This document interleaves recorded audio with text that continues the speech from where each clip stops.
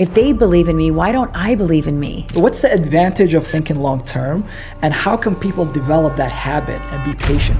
Meet Maha Abuelanian, a personal branding expert, CEO, and founder of Digital and Savvy. Over the last 30 years, Maha has curated communication strategies for top global companies, sports giants, and even governments. She shaped the brand presence of tech titans like Google, Netflix, and Careem in the Middle East, and spearheaded the region's largest IPO at Orascom Telecom. Named a Forbes Power Woman, Maha bridges cultures, bringing Middle Eastern opportunities to a global stage.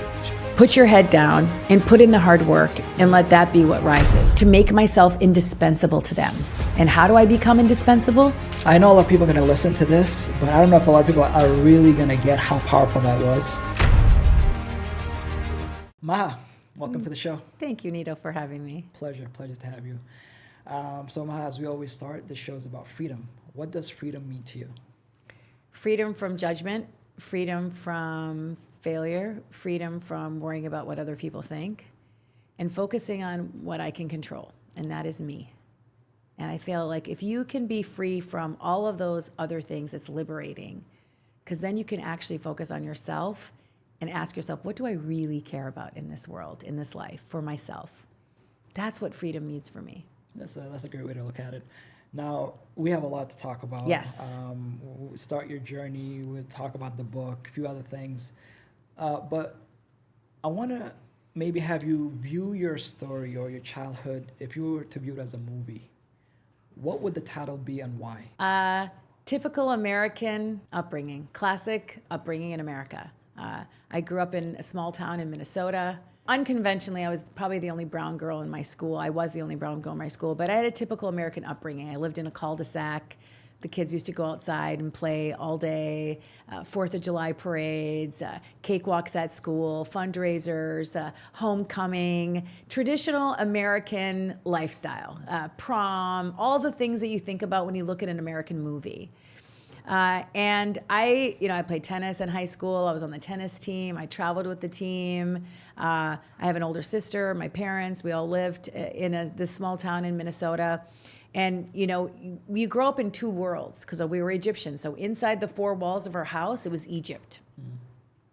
The rules, the language, the food, everything about my father being very strict. No boys could call the house. Girls don't go to sleepovers. Like inside the four walls of our house, it was Egypt. Open the door, step outside, you were in America. And really kind of helping my parents understand that they got married very young, moved to the States from Egypt. What American culture is about. We're going to go to prom. My dad's like, you're not going to prom. Like, we're going to go to dances. We're going to do basketball games and go out for pizza after. Like all the cultural things that are normal for most kids in the States. My parents didn't grow up with that. They don't know what that is. So really kind of pushing the boundaries. My sister was older, very conservative, rule follower. First child is always the rule follower. Thought she would pave the way for me. I gave my parents all of their gray hair. They would say no. I would push them and challenge them.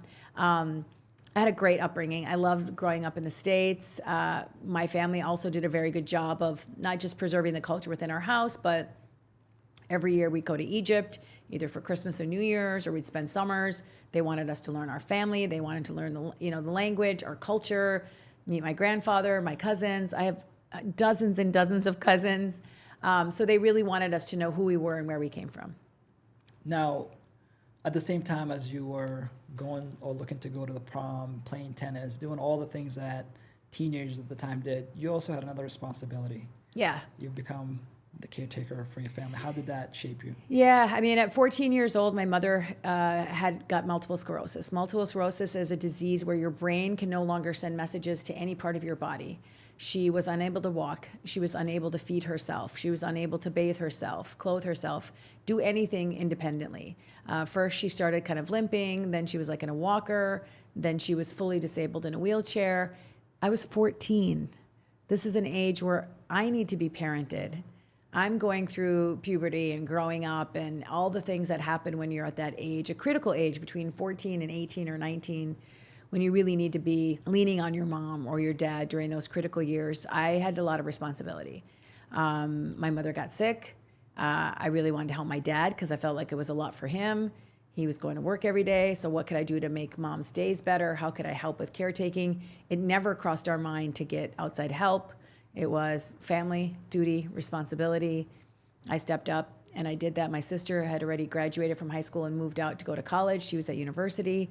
And I had to really learn the value of taking care of your own, standing in there for your family and your mother. And then fast forward several years later, my dad got ALS. My dad got Lou Gehrig's disease, which is a terminal neurological disease. MS, you get sick and you're debilitated for many years. My mom had it for 22 years. My dad got ALS, contracted it, died within less than 2 years of getting it. He passed away, and a little over a year, then my mom passed away right after my father did. Wow. I mean, not only did you have to become an adult at 14, how were you able to cope not only with that, because I'm assuming you also had a lot of your own of course. Things that to deal with. Yeah, of course. Yeah. I mean, first of all, medical decisions, I had to really study. This is, when my mom first got sick, the internet wasn't really prevalent back then, right? It didn't even exist. And, when I moved to Egypt with both of my parents. When my father got sick after we moved to Egypt, I had to I was responsible for their medical decisions. What are they taking? What are their dosages? I had to study. I had to sit online every night and study, to the point where doctors would say, where do you practice? And I'm like, oh, I practice in the U.S. I was joking, because I would sit in the hospital room or the ER, and I'd ask them questions about what are you giving them? What are the decisions?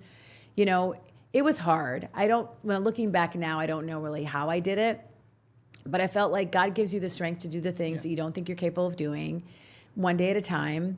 I would just if I was having a bad day or having a rough day, or I was emotionally drained or physically tired, I had to take time outs. I had to take breaks. I'm I have to get someone else to come sit with my parents. I need to walk away from the situation because I'm going to drain myself. And it's that old saying of put your oxygen mask first before other people.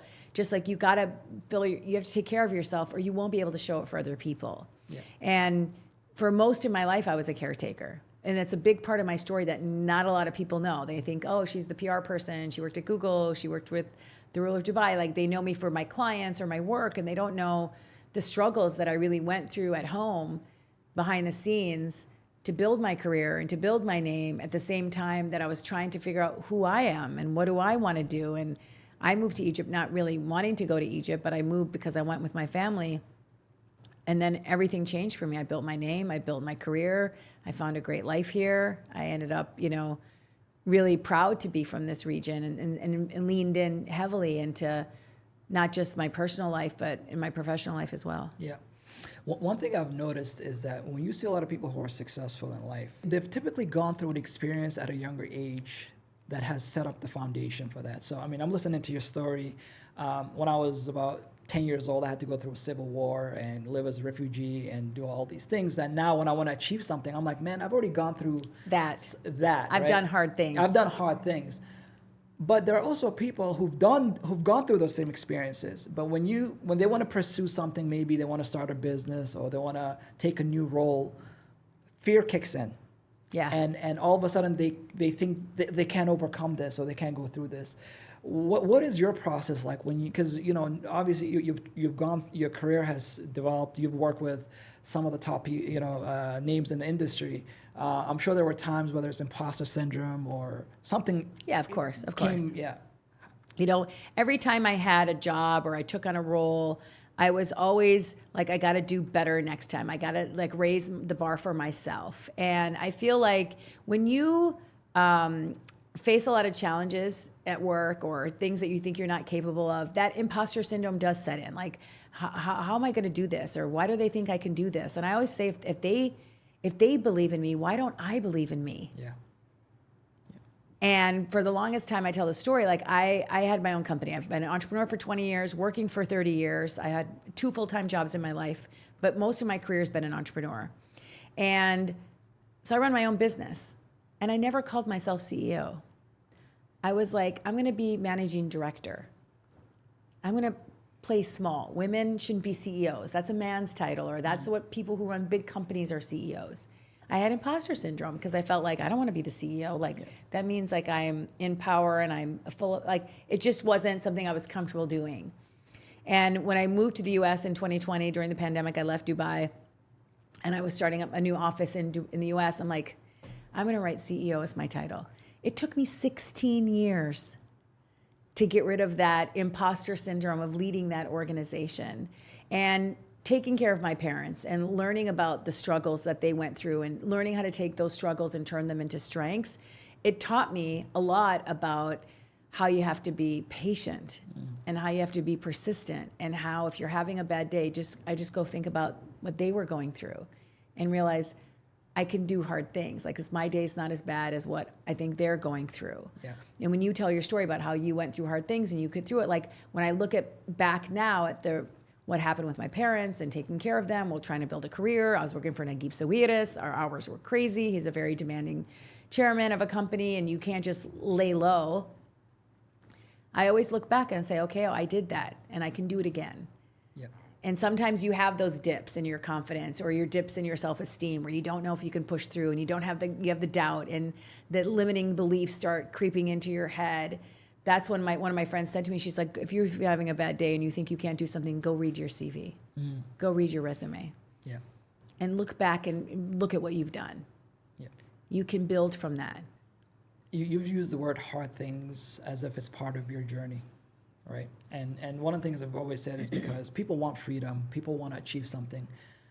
But out of all the guests that we have, the entire show is about making people understand that hard things is part of the journey. You have to sacrifice something. You have to sacrifice, and get out of the comfort zone. Now, for you, looking back in your career, what gave you the foundation? I mean, part of it, of course, is being at a young age, having to be in that position.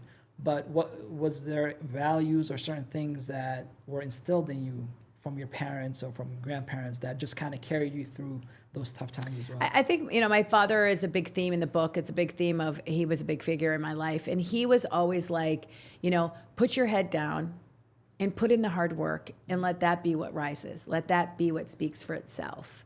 And he always tried to teach me the value of that grit, that resilience. Like, you're going to have to, you might struggle to get there, but you're going to get there. And nothing good is going to come easy. And knowing that the hard things and those struggles are the things that are going to teach you the most lessons, give you the best experience. And, we talk a lot about failure as something that people don't celebrate enough, or failure is a bad thing. I always think about it, it's what it teaches you creativity, it teaches you how to be innovative, it teaches you the value of, I don't want to feel that way again. I want to make sure that I don't make those same mistakes again. Make them, but then learn from them so that you don't repeat them. And I feel like that's been kind of ingrained in me, and it's something that, it's not that I seek the hard things, but I don't shy away from them, because I know that there's probably a good lesson in it, and that, writing this book was a very hard thing to do. I've never done this before. I'm not an author. I'm not a writer. I am now. Yeah. But when I approached it, I didn't really realize all the things that went into doing it. I'm like, it's going to be hard, but we're going to put in the effort. We're going to put our heads down, and we're going to put in the hard work. And what inspired you to write the book? I always wanted to write a book. I always felt like I like telling stories. I used to write short stories when I was in school. I used to write poems when I was in school growing up. And I was always set in my goal, like, one day I'm going to write a book. And for the last, I would say 10 years, I've been wanting to write a book. And I didn't know what I wanted to write about. Am I going to write about communications, about storytelling, about my life? Is it a memoir? Is it a business book? Is it a leadership book? What's it going to be about? And I wanted to write a book not about what I do, but kind of how I did it or how I do it. And I wanted to make it something that was practical for people to take and put to work.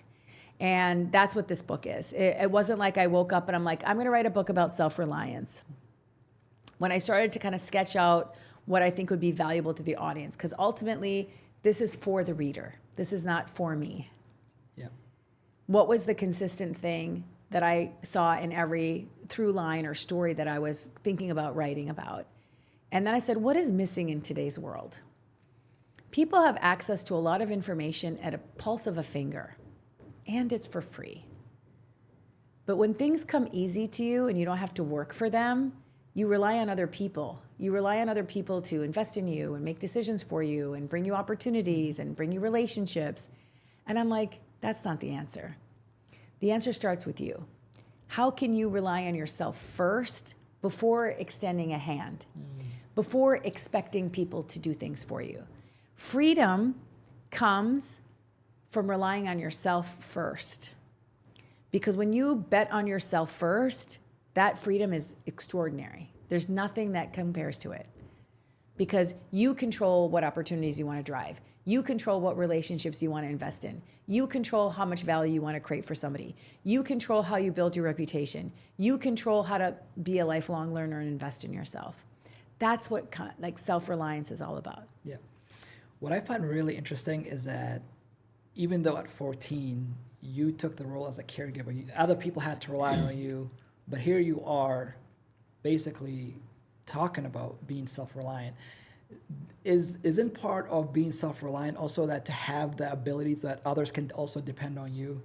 Yeah, I think, self-reliance is not about being independent. It's actually, I'm turning it on its head. I'm trying to rebrand how people think about it because they see the word self and they're like, oh, it means selfish. I don't need anybody. I got this. I don't want anybody else.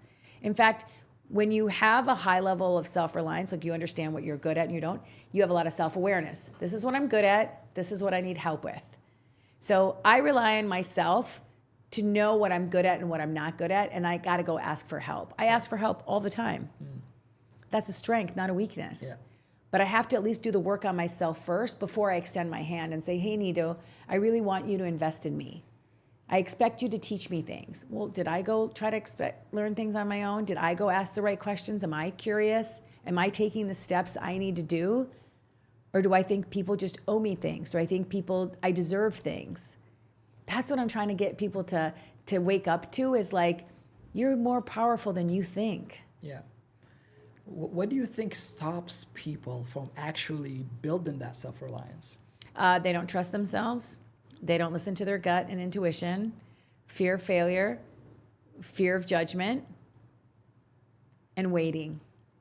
They're waiting. They're waiting for things to be all their ducks in a row.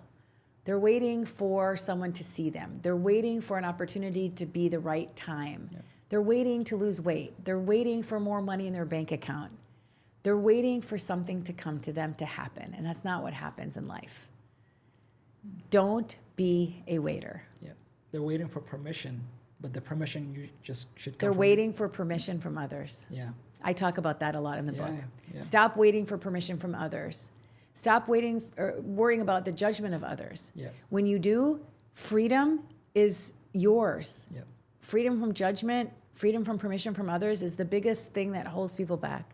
One of the things you talk about in the book, especially when you just mentioned, is don't be a waiter, lead with value, right? Be a value creator. So we all have different values. So the value that you bring to the world is totally different than the value that I bring to the world. Of course, there might be some alignment. But one of the issues that I see is that people usually look at other people's value and say, oh, that's amazing. I can never do that. Yes, you can. Exactly. Yes, you can. Yeah. So how can someone find, like, what is their value? What is that strength that they can provide in terms of value? Yeah, so I love this question. Everybody has unique skills and talents. Everybody has something of value to offer somebody else. Everybody does. So start with a simple question. How can I help? And by asking that question, you'll uncover for them, what are their dreams? What are their hopes? What are their problem areas? Listen, be a good listener. Find out how you can anticipate needs by thinking about what they care about, and then deliver that. I might be of value by connecting you to somebody, introducing A to B. That's a simple thing. I might create value for you, Nido, by sharing an article about something you told me today that you're obsessed with, cold plunges and fitness saunas. And then I see some story about that I'm going to add value by just a small thing. I'm going to add value to you by sharing your podcast with my audience so people subscribe and like and listen. It can be a low lift. It doesn't have to be, I have to have extraordinary skills to bring value to somebody. Like, you're going to say, okay, Maha stood up for me. Maha was loyal to me. Maha did me a solid, connected me to somebody I really wanted to get on my show. Like, that's creating value for somebody. It doesn't have to be a lot of time, energy, money to do something of value to somebody else. And doing something of value is what you think is valuable, not what I think is valuable. So I have to ask you, what is it that you value? What is it that you care about? And then deliver that. Yes. And this I was telling you before the show, that there's so many things that you say that we align with, especially lead with value. So one of the things that one of the best advices I got as a marketer, I mean, this was maybe, I'd say 15 years ago. I asked one of the top advertisers in the world. I mean, this guy sold over $1 billion worth of products and services. I'm like, Wow. listen, his name is GaryVee's. I think he's also from New York. I'm like, I'm kind of new. Like, what's the best advice you could give me? He said to me, write your ads so that people just reading your ads in itself is valuable. So it doesn't just scream like, buy my stuff, or no, make your ads so valuable that even if people don't buy your products, They feel seen or they feel something. they gain something from it, right? So rather than talking to me about your agency, tell me about the 5 things I should know or I should look for when I'm building a brand. And then, oh, by the way, if you need further help, come. Yeah, and it's how you tell the story, it's how you tell- approach. So then I said, okay, this guy used this to sell a lot of product. Can this actually be a life lesson well? So every single time that I was connected with somebody or I was introduced to someone, the first question I asked, just like you said, how can I help? How can I be valuable to this person?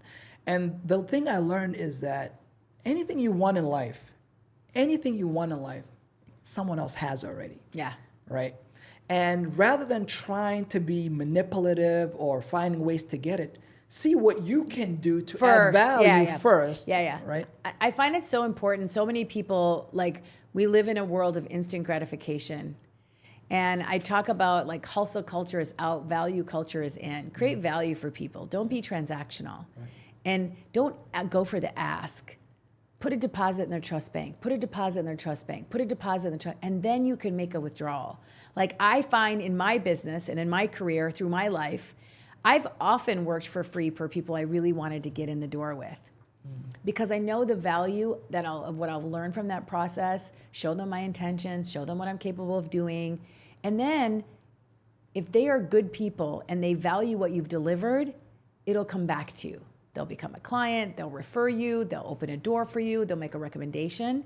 And it's worked for me time and time again. It is literally the secret sauce of my career and how I get to work with the biggest companies and names and brands, as I go in to make myself indispensable to them. And how do I become indispensable? By creating value. Yeah. It's a simple formula and it works. You know, I know a lot of people are going to listen to this, but I don't know if a lot of people are really going to get how powerful that was. Of like how you can literally have every single thing you want in your life by just giving first. My mentor, the guy who gave me introduction to the business world, I said to him, let me work for you for 30 days for free. He was nice enough to pay me. But for me, it wasn't like, hey, I need a job or I need something. But the other interesting thing you said is, long-term thinking, right? Long-term. Yep. We live in a world where today, I mean, if it's not instant, people don't want to wait. Like, they want to get food instantly. They want to get promoted instantly. Yes. They want to. So what's the advantage of thinking long term, and how can people develop that habit and be patient? Yeah, I think it's a mix. Like, you need to figure out, I talk a lot, it's one of the rules of the book, be a long-term player, about how we do live in a world of instant gratification. We won't wait 3 seconds for a video to load. Like, we want to tap to pay and get out. We don't want to have to worry about giving them our credit card and coming back. And we want to just be in and out because we want to get in and out and be done. The advantages of being a long-term player has to do with a couple of things. One is your reputation. You don't want to be a hit and run person. You don't want to be a run and gun person. You want to be a person who's going to show up, who's going to be consistent, who's going to deliver, who's going to bring value. And I always talk about this concept of making a deposit in somebody's trust bank. What can you do to be a long-term player? And the benefits are not just about, I'm going to make a deposit that one day I can make withdrawal, because you may never make a withdrawal. It's about building relationships and building your network. So if I need something, I want to hold all the cards in my hand. And those cards are relationships. Because if I need something, pandemic hits, I have a new business venture, I need to get an investor, I want to hire somebody, I'm not going to go to your network and say, hey, Nido, you know that network that you spent years building? Can I use it for something that I need? Being self-reliant and being a long-term player is about building your own network and knowing how to build those relationships and nurture them and foster them and cater to them and serve them so that you have the tools that you need in life. That's one of the benefits of being a long-term player, is you build a collection of relationships that you own, that you've nurtured, that you've developed over time. Yes. And one of the things I like that you talk about is also reinvention in any age. Right? Yes. I was just maybe about a month ago, I was talking to one of my son's father, like a school parent, and I can tell the guy had this look in his face that he wanted more and he's just not where he wanted to be in life. And as you know, there are so many people in life, whether it's Ray Kroc at McDonald's or Walton, who in their late 40s kind of achieved something. So if somebody is looking at life and they kind of feel like, oh, you know, my best is in the past, how can they reinvent themselves and actually still live the life they want? I love this question. I had to reinvent myself twice. Born, raised in the U.S., moved to Egypt at 27, don't speak the language, no friends, no network, no job. You didn't speak Arabic when you went back to, okay, interesting. I grew up in the U.S. Yeah. No, I thought maybe... My parents like spoke Arabic at home, but like I listened to Kulthum and Abdul Halim, but like I didn't like have formal lessons. Interesting. Had to figure out what I was going to do, who I am, what am I doing. Keep in mind, I'm caretaker for my mom on top of all of this. Live in the region for 23 years, 15 in Egypt, 8 in Dubai. 2020, moved back to the US. I'm 50 years old. It's a pandemic. I'm an entrepreneur. I have to start my own office, my own business. I have to get clients during a pandemic. No network, because I've been living overseas now for 23 years. I had to reinvent myself again. And for people who, our relationship with time has changed completely. First of all, we're living longer. We're healthier. AI is going to have incredible advances in medicine. Everybody's into longevity. I'm 55 next week. My relationship with time, I'm like, I got another 40 years left in me. Easy. We're going to live longer. We're learning better. We understand kind of the world around us. And because of the internet, I could start a new career tomorrow because I have access to podcasts, to YouTube, to the internet, to people, and I can learn from anywhere, anytime. All I have to do is be willing to put in the work. So for people who think like they're old or their time has passed, I want you to use me as an example. I wrote a book at 54 years old. I'm just getting started. So to add to that, you also talk about one of our favorite subject, which is reputation, personal branding. Yes. And I also believe this is the future. I mean, look, I've talked about this many times. The reason I'm doing the podcast, the reason I'm doing all these things, I'm not a guy who loves being in front of the camera. I've always been behind the scenes. Yes. But I know where the world is going. Yes. Right? Well, it's here already. It's here, exactly. And it's going to stay. So what advice can you give somebody who is looking to build their brand? What strategies should they take? Yeah, so I think when a lot of people hear the word personal brand and they get turned off by that. They're like, I'm not a social media influencer. I don't want to be that person. But I want you to think of personal brand in the context of your reputation. You need to care about your reputation. And your personal brand or your reputation is what carries you in this world.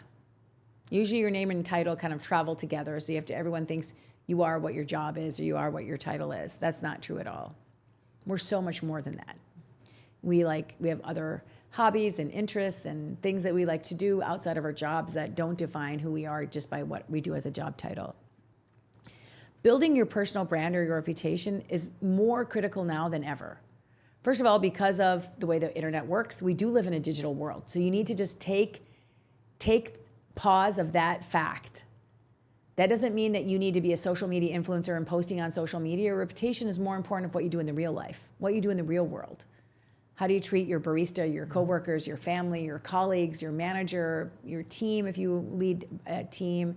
That's your personal brand, your reputation. Are you a collaborator, a team player? Are you a good loyal? Are you a good thinker? Are you a go-getter? Are you a good listener? What are the traits that make up your brand? Your personal brand is made up of 3 things: your skills, your experience, and your personality. 2 people may have the same exact experiences and skills, but they don't have your personality. What's your touch? What's your flavor? What's the thing about you that makes you unique? Everybody has something. They just don't either use it or rely on it or drag it out or think that they have one, so they bury it. And I really want to encourage anybody listening to this podcast today, think about what your reputation is. How do you want to be known of how you show up in the world? Ask somebody, what are 3 words you could use to describe me? Are those 3 words what you want to be known for? Then if not, you better work to make sure that everybody understands what you want to be known for. And then be consistent. Online and offline is key. Like, I don't want to be, this beautiful, glowing person on the Instagram or my LinkedIn, and I'm this thought leader, and then I'm in person a completely different person. You got to be consistent. Okay. That's what we ever talk about personal brand authenticity, like who you are. Be who you are. I'm travel. I'm a dog mom. I'm an auntie. I want people to know who I am, because people connect with people. Yeah. And a lot of founders and entrepreneurs don't like to do this. Yeah. But people follow people. They don't follow companies. Yeah. The story of that founder inspires me. The story of the founder's culture inspires me. The story of how they built a business inspires me. The story of how they treat their employees. That's valuable, things that connect you with an audience. Stories connect us. So ask yourself, what stories are you telling? Yeah, I mean, one of the things I witness is that people watch whether, influencers or people who've got millions of followers, and they see their personality, and then they come back and say, oh, I'm not that enthusiastic, or I'm not that exciting. But what they don't understand is that even if you're boring, even if you're into the most weirdest things, there are people who are going to... There's an audience. There's an audience abundance for that. There's an abundance. Yeah. The market is so big. Yeah. Yeah. So one of my friends is a personal trainer and doesn't use Instagram or social media to get clients. And she's like, there's so many personal trainers on the internet. Yeah. I'm like, but they don't have your remember skills, experience, personality? Right. They can have the same exact skills and experience. They don't have your personality. You train people over 50 about mobility. That's unique. Yeah. Your style and approach is unique. There's so much abundance in the market. The micro of what people care about. Book lovers, under basket weaving, planting, yoga, photography. There's a million topics and genres of people interested in things. You have an audience, you just haven't found it yet. Keep telling your story. But that's where self-reliance kicks in, right? Because you have to first own your thing. Yeah, of course. And be okay with, like, hey, this is what I like to talk about mugs. I'm going to talk about mugs. I might have 17 people, but that's what I'm all about. And before you know it, mug lovers. Exactly. I mean, look, I mean, when I was starting the podcast, someone said to me, bro, there's like 2 million podcasts. I'm like, yes, but there's only one of Nido's podcasts, right? And I don't care if I have 1 billion views. One of the things that really always stuck with me, and this was something I learned a long time ago, is that think about the power of one. If what you do impacts one person, I got 100%. Right?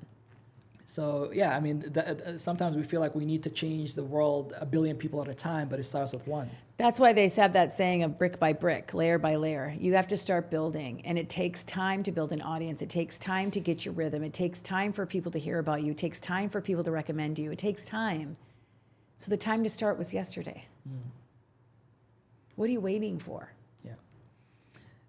That takes us to living life with no regrets, because a lot of times people wait. And I'm sure there's a time where it might be too late. Yeah.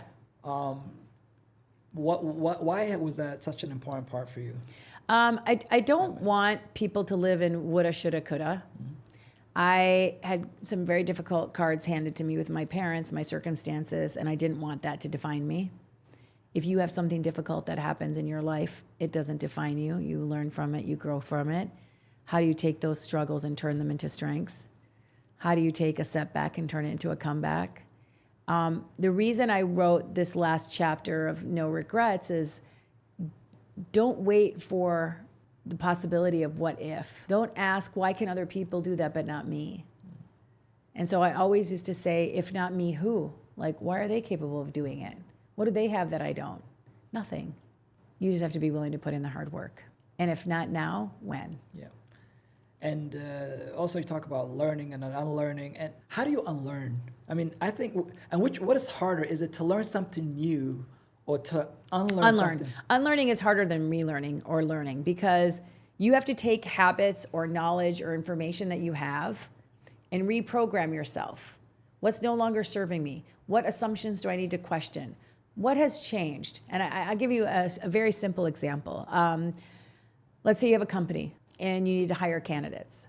Normally, what would you do? You get a CVs, you look at the candidates, you read their experience, you look at their degrees, you may look them up on social media to see if they've posted anything weird, right? But the process of hiring off a piece of paper is kind of an outdated practice. We need to unlearn that as a hiring practice. I'm not going to be hiring based on their degree. I want to hire based on their character, their personality, their skills. Are they empathetic? Are they a team player? Are they kind? Are they willing to learn? Are they coachable? You would never hire people on those traits 5, 10 years ago. What's their degree? Where did they go to school? What were their titles? That's what you would hire for. But now we have to unlearn that. Like, people don't have linear careers where you hire them based on where they just came from. Maybe they took a couple years off and they became a creator and learned how to make money and how to build a business. Maybe they were an entrepreneur, now they're coming back to corporate, or vice versa. So our thoughts, we have to unlearn the ways that we used to think, because sometimes it no longer serves us, it's no longer relevant, or it's no longer how things work. Let's say somebody watching this right now, they're like, look, I am stuck in my life and I'm ready. I've made the decision to move forward. And To not be a waiter, to be a creator. Right. What is the first step you would give that they should take? Be curious. Learn. Invest in yourself. No one can take away what's between your 2 ears, ever. Knowledge is power. Invest in yourself, learn things, learn skills, build relationships, be curious. Number one, no one will ever take that away from you. And that's what will carry you forward, hands down.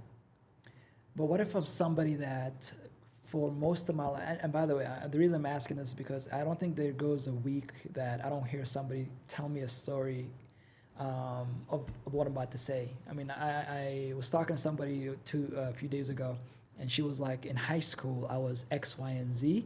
I was fun. I was fearless. I was, into competition. Now I got married. I got the kids, and I kind of put my life aside. And they feel they are a totally new person. So they've created a new self-image of who they actually are in their head.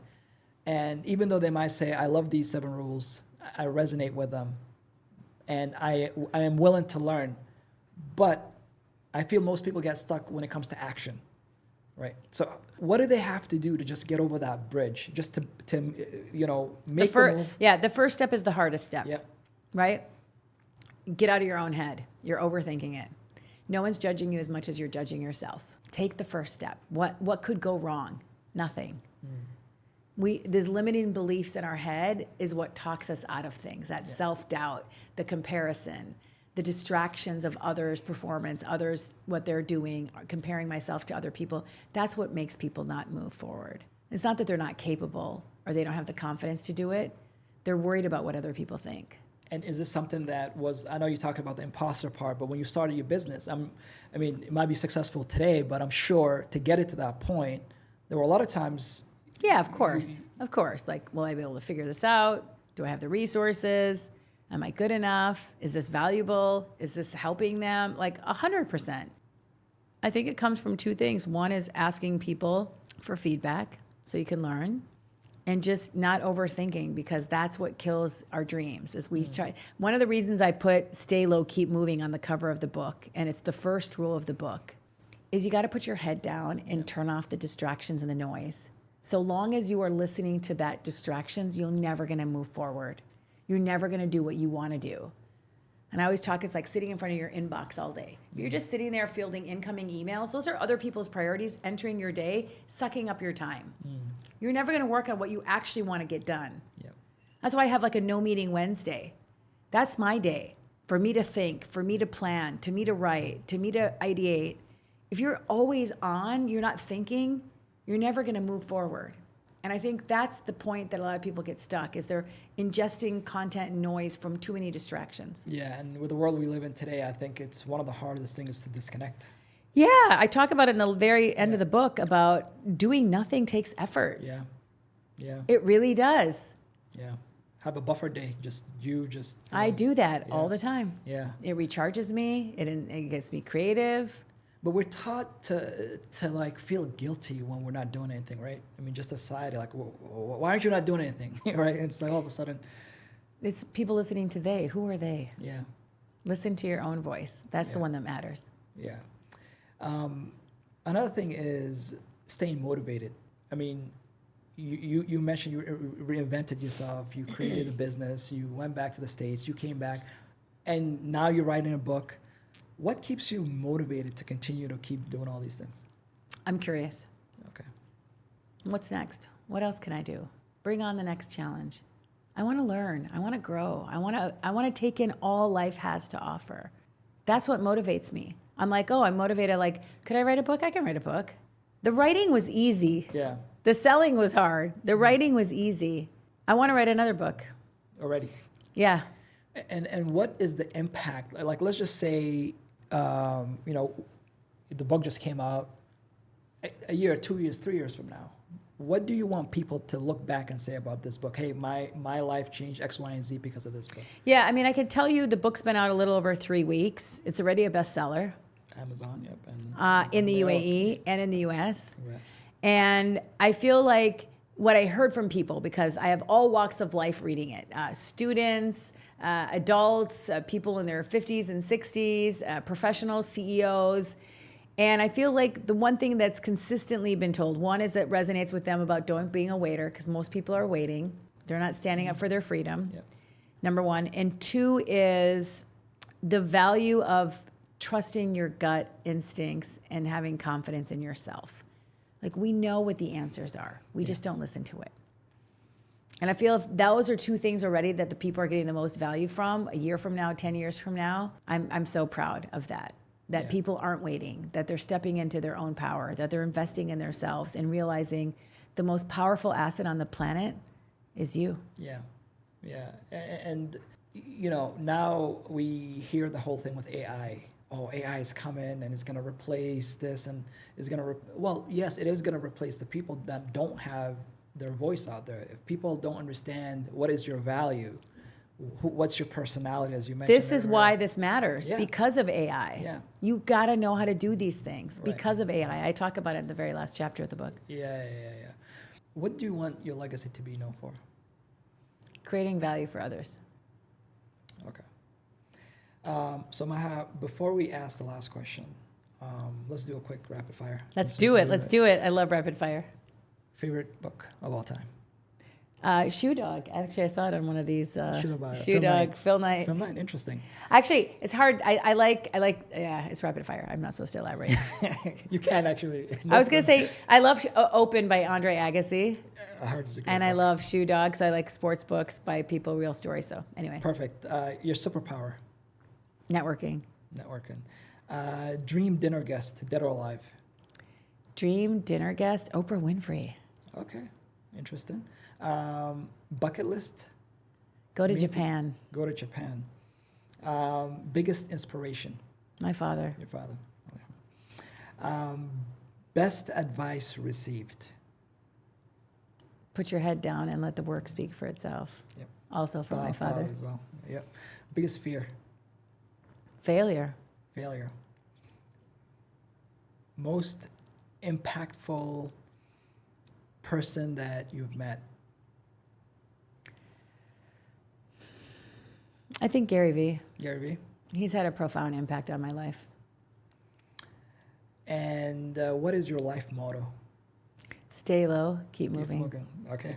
All right. So this brings us to the last question. Anybody watching here today and they want to pursue their own freedom, I know we talked about a lot of the rules. What would you say to them to inspire them to continue and pursue their journey? If you want freedom, you have to learn how to rely on yourself. It's such, it's the biggest move you can do to be free. Free from judgment of others, free from people doubting you, is by believing in yourself first. And ask yourself this question: if not me, who? And if not now, when? Amazing. Maha, it's been a pleasure having you. Thank you, Nido. And looking forward to finishing the book. I started Thank the book. you. Thank you. Definitely, I'm looking forward to seeing more of your success. Thank you. Thank you very much.